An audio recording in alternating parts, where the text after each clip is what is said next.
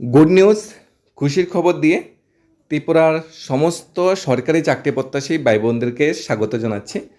Good নিউজটা এ কারণে বলছি, কারণ ত্রিপুরার 2টি সরকারি চাকরির রিটেন এক্সামের রেজাল্ট বেরিয়েছে। যারা যারা রিটেন এক্সামে কোয়ালিফাই করেছে তাদের নাম লিস্ট এসেছে, মেরিট লিস্টে নাম লিস্ট এসেছে। এখন সবার প্রিপারেশন নিতে হবে ইন্টারভিউর জন্য।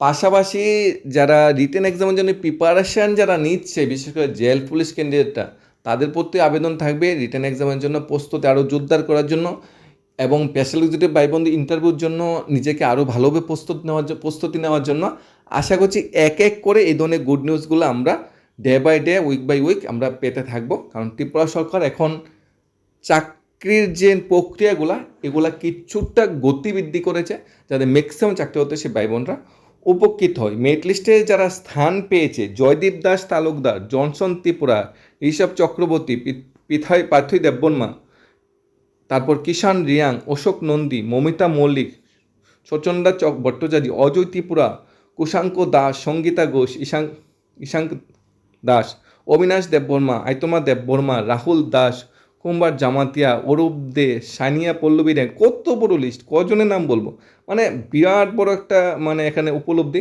যারা যারা প্রথম মেরিট লিস্টে যারা যারা সিলেক্টেড হয়েছে এবং দ্বিতীয় যে মেরিট লিস্টে যারা যারা সিলেক্টেড হয়েছে সেখানেও ঋষভ চক্রবর্তী, কিষাণ রিয়াং, অশোক নন্দী, বিধানচন্দ্র দাস, মমিতা মৌলিক, কুশাঙ্ক দাস, সচন্দাস ভট্টাচার্য, সানিয়া পল্লবী রিয়াং, শাহিদ মুনমুন রাশিদ, অঙ্কিতা দাস, অনামিকা দাস, শেরশ্রী চন্দ্র, রাজু দেবনাথ, জয়শ্রী সেন, সীমন দেববর্মা, রডি ডাল্লং, রানা মজুমদার, ত্রিদেব দাস, প্রভুনীল দত্ত, নবারুণ পাল, তুবা ত্রিপুরা, সৌরভ শুক্লা দাস, মানে আরও বিরাট বড় লিস্ট। সবাইকে কংগ্রেস, অভিনন্দন জানাচ্ছি। এক ত্রিপুরা শ্রেষ্ঠ ত্রিপুরার কল্যাণে স্বচ্ছ নিয়োগ পদ্ধতিতে রিটেন এক্সামে অংশগ্রহণ করে এত কম্পিটিশনের মার্কেটকে নিজেকে প্রতিষ্ঠিত করার জন্য, নিজেকে রিটেন এক্সামে কোয়ালিফাইয়ের মতো নিজের যোগ্যতাটা অর্জন করার জন্য। রিটেন এক্সামে কোয়ালিফাই কিন্তু চারটিখানি কথা না।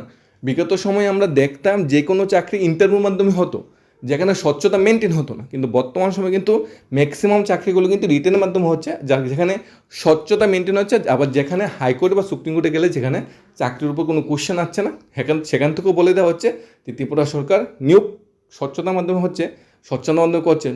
ধরে নেওয়া যাক 50,000 ভ্যাকেন্সি ফিল আপ করার সিদ্ধান্ত নিয়েছিল ত্রিপুরা সরকার 2018 সালের পূর্বে, কিন্তু ত্রিপুরা সরকার কিন্তু 50,000 ভ্যাকেন্সি কিন্তু ফিল আপ করেনি, কিন্তু যতটুকুই পূরণ করেছে দেখা যাচ্ছে স্বচ্ছতার মাধ্যমেই করেছে। সেখানে জিআইবিটি হোক, টেট হোক, টিপিএসসি হোক, পুলিশ কনস্টেবল হোক, টিএসআর হোক, প্রত্যেকটা চাকরিতেই বিরোধী ঘরের ধরেও কিন্তু বিরোধী যারা দল আছে বা বিরোধী দল সমর্থিত পরিবারও কিন্তু প্রচুর ছেলেমেয়ে চাকরি পেয়েছে, কারণ বর্তমান সরকার স্বচ্ছতাকে ফার্স্ট প্রায়োরিটি দিয়েছে। এখন যারা রিটেনে কোয়ালিফাই করেছে তাদের কি হবে? রিটেনে যারা কোয়ালিফাই করেছে তাদের হবে ইন্টারভিউ। প্রথম মেরিট লিস্টে অ্যাসিস্ট্যান্ট টেকনোলজি ম্যানেজার, আর দ্বিতীয় যেটা মেরিট লিস্ট আমরা আলোচনা করেছি ব্লক টেকনোলজি ম্যানেজার। 2 ক্যাটাগরির ভ্যাকেন্সি বেরিয়েছিল আমাদের এগ্রিকালচার ডিপার্টমেন্টে। আমাদের কোন ডিপার্টমেন্টে বেরিয়েছিল? অ্যাসিস্ট্যান্ট টেকনোলজি ম্যানেজার বেরিয়েছিল আমাদের এগ্রিকালচার ডিপার্টমেন্টে। ওই ডিপার্টমেন্টের অধীনে যারা রিটেন এক্সাম কোয়ালিফাই করেছে তাদের ইন্টারভিউ হবে। অ্যাসিস্ট্যান্ট টেকনোলজি ম্যানেজার ইন্টারভিউ হবে 11 ও 12 তারিখ সকাল 10টা থেকে 5:30, এবং ব্লক টেকনোলজি ম্যানেজার ইন্টারভিউ হবে 15 ও 16 তারিখ 10টা থেকে 5:30। কোথায় হবে? সোফেদ হেডকোয়ার্টার, ITI রোড, ইন্দ্রনগর, আগরতলায় ইন্টারভিউ হবে। ল্যান্ডমার্ক হলো ITI ভবন। এখানে বলা হয়েছে 10টায় যারা রিপোর্টিং টাইম 9:30টার মধ্যে যাতে সবাই পৌঁছে যায়, মিনিমাম আধা ঘন্টা যাতে পৌঁছে যায়। যাওয়ার আগে printed copy post wise online registration application form, application ID, photograph, other relevant document যেটা আছে PRTC, other marksheet, graduation, post graduation, university certificate, graduation, post graduation, experience certificate, self attested photocopy, original document, সেগুলি কিন্তু নিয়ে যেতে হবে। All type of electronic gadget including mobile phone, smart watch, tablet and strictly ban inside the interview hall. TA DA ইন্টারভিউর জন্য দেওয়া হবে না। এই মেরিট লিস্টে যারা স্থান পেয়েছে তাদের ইন্টারভিউতে অংশগ্রহণ করতে হবে। 11-12 অ্যাসিস্ট্যান্ট টেকনোলজি ম্যানেজার এবং 15-16 হলো আমাদের ব্লক টেকনোলজি ম্যানেজার। ইন্টারভিউতে অংশগ্রহণের পর তারা রিটেনে যে মার্কস পেয়েছে তার সাথে ইন্টারভিউ মার্কসটা অ্যাড করা হবে। অ্যাড করে ফাইনাল মেরিট লিস্ট প্রিপেয়ার করা হবে, এবং ফাইনাল মেরিট লিস্ট প্রিপেয়ার করার পর তাদের চাকরি ব্যবস্থাপনা করা হবে। আর চাকরি কোথায় হবে? মাননীয় মন্ত্রী রতনলাল নাথ মহোদয়ের এগ্রিকালচার অ্যান্ড ফার্মার্স ওয়েলফেয়ার ডিপার্টমেন্টে তাদের প্লেস অফ পোস্টিং হবে। অর্থাৎ তারা এগ্রিকালচার ডিপার্টমেন্টের ডেভেলপমেন্টে তারা সবসময় কাজ করবে এবং কৃষক কল্যাণে ওই সমস্ত ক্যান্ডিডেটরা আরও বড় ধরনের পদক্ষেপ নেবে যাতে ত্রিপুরা কৃষির যাতে আরও ডেভেলপমেন্ট হয়।